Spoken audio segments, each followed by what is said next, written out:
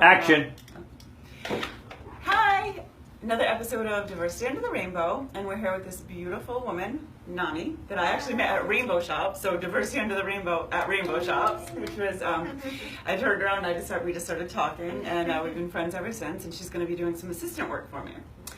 And now, I'm a big advocate for little people and people with dwarfism. Okay, and I know that you're on a smaller scale size-wise, but you don't associate yourself with being a little person or having dwarfism. Right. So can you explain to me why and what the proper terminology is for that and how you were raised and all of that? Okay, so I was born with scoliosis of the spine. Okay. It is where my spine was in the shape of an L. Okay. I had surgery for that. There were rods placed in my back to hold my spine straight. Okay. So that's pretty much what separates me from little people and Dwarfism. Okay. Correct. Yep. I was also born with small femurs, which are very small thighs. Okay. So that also is a reason why I'm so short. Okay. So yeah, that's what definitely. No, you're the perfect size, but you know what I mean? Yeah. But I understand. So I think there are a lot of people who would get confused with little people and dwarfism, and you know, and like I said, I'm an advocate for dwarfs because my line is named after a little boy named Chance who is an SED dwarf and has a form of dwarfism, and there are about 250 different kinds of dwarfism. Right. So that's why we want to make sure that like people out there know, you know what I mean, that it's not. Just because someone is a smaller stature doesn't mean they have dwarfism. Right. Okay, and that's what I'm trying to explain. And it doesn't automatically mean that I fall under the category of, being a dwarf. Yeah, exactly. My arms are normal length, fingers, toes, everything else. The only difference is my torso. Yes, your torso, okay. That's it. Absolutely. And then, small thighs. So. Yeah. Well, and you're absolutely a beautiful, beautiful woman, Thank you. I'm so glad that As we got you to are. meet. Oh, thank you. And I'm so glad we met, that day. And why don't you tell us a little bit about, growing up with, having such severe scoliosis and what that was like for you, and having having your growth stunted because of this. And you must have gone through so many surgeries. And why don't you tell us a little bit about, what that was like? I was raised to. My mom raised me just like I was normal, Yeah. I don't look at myself as a disability. I wasn't raised that way. I went to a normal school. I had plenty of friends. But even in my 30s, I'll still get the looks and the stares. And I mean, I've learned to deal with it and grow a thick skin and just deal with it. I'm blessed. Very blessed. I wasn't, I wasn't treated any different in school. I wasn't treated any different by my mom, by anybody in my family. Okay. Whatever my younger sister did, who happens to be about 6 feet tall. Yeah. Well, okay. Whatever she did, I did it too. Everything that any other child did, I learned to do the same thing. I just had to learn to do it a little bit differently, and I was okay with that. As far as the surgeries go, that was definitely scary. The back surgery I had when I was about 11. I died twice on the table. They lost me twice on the table, so I'm definitely blessed to be here. Yeah. Absolutely, my job here is not done. No. So that was hard. I had to learn to walk all over again. I ended up breaking the rods in my back because I wanted to walk. I was determined to start walking. You were so determined. Absolutely. Yes, okay. I was supposed to wait a certain amount of time, and I was like, no. I got out of the wheelchair, and I forced myself to walk. And I remember being outside and, wondering, is my mom watching me? I hope she's not looking at it. I would push the walker away and make myself walk to it. So I'm independent. You had that fire behind you. Oh, definitely. Just like, I'm doing this. Definitely. Even from a young age, I was really, really independent.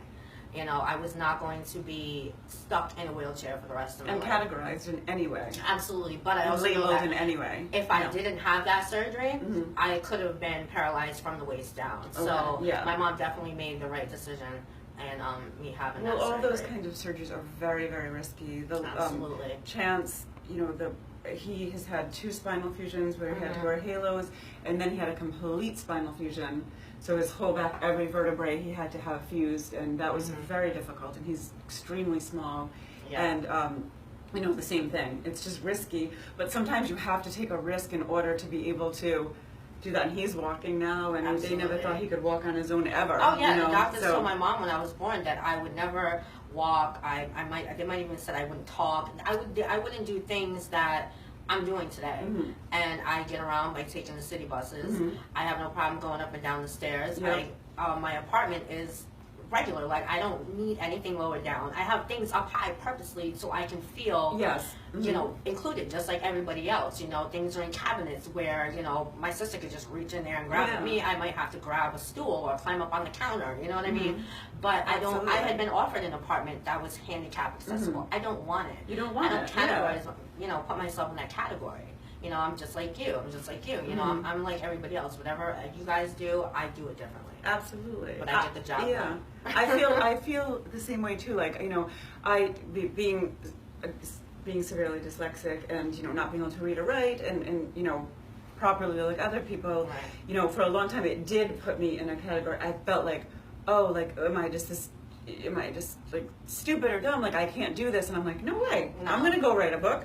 Even if I have to have help doing it. Absolutely. I'm going to be a fashion designer, even if I have to have someone help me do the patterns or do the sewing, because every time I look at the sewing machine and try to do it, I break it. Do you know what I mean? Right. So I learned to do things differently, but in the same, you know, differently, but the same as others, and not let anyone or anything tell me that I can't do this. Live your dream, because you are a gorgeous, beautiful woman, and you can do anything you set your mind to. Absolutely, and I think that anybody who has either a physical disability or, you know, like a, you know, any type of disability, physical, learning, mental, anything.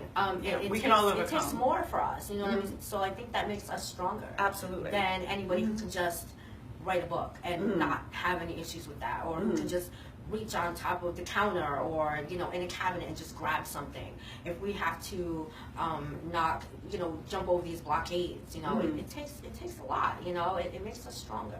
It absolutely does. And it makes you stronger, and it makes you actually go leaps and bounds beyond others, and spiritually, emotionally, physically, because you can't just, not you, but us in general, can't just say, oh, I'm going to go do this. It might take a little bit of other not conniving, that's right. It might take a little bit of like maneuvering to get around a situation to help us, but we're going to do it. We're going to do it 100 times better with more determination and more vigor than anyone else is, right? Exactly. And I think that that's beautiful. And I absolutely do.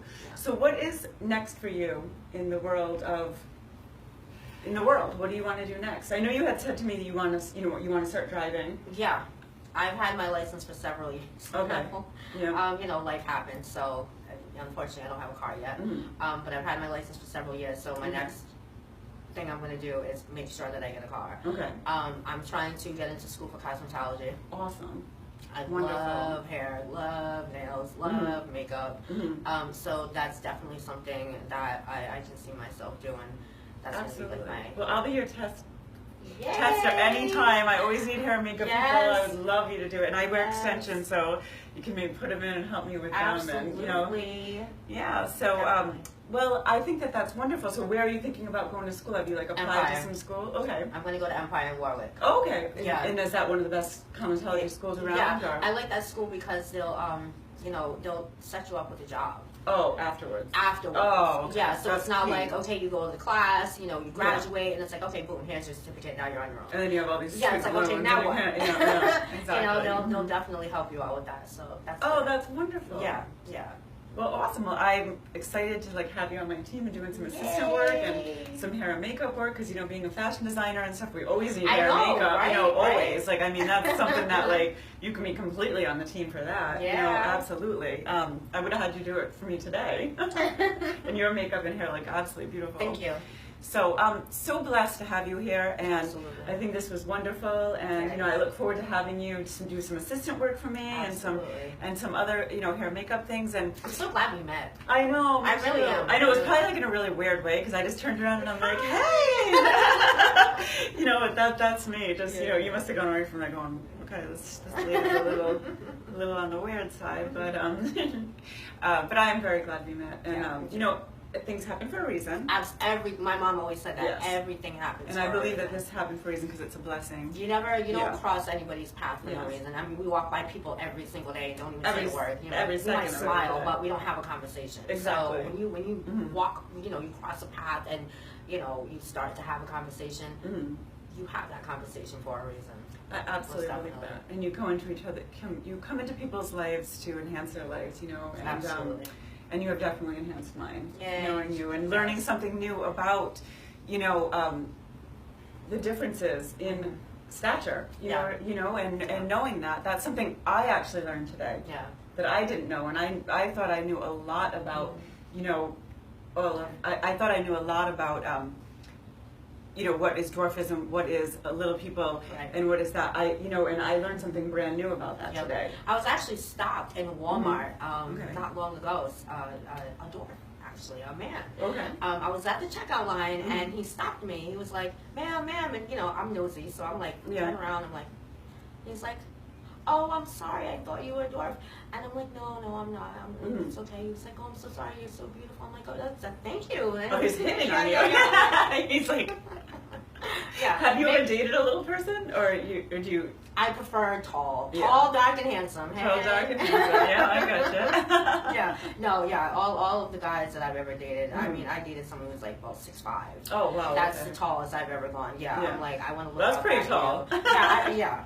Yeah. Oh, that's pretty tall. That's pretty yeah, tall, I'm only about yeah. 4 foot anyway, so Yeah. it's like, yeah, I want to feel protected. Yeah. Oh, absolutely. You know? And well, you should. Yeah. You know.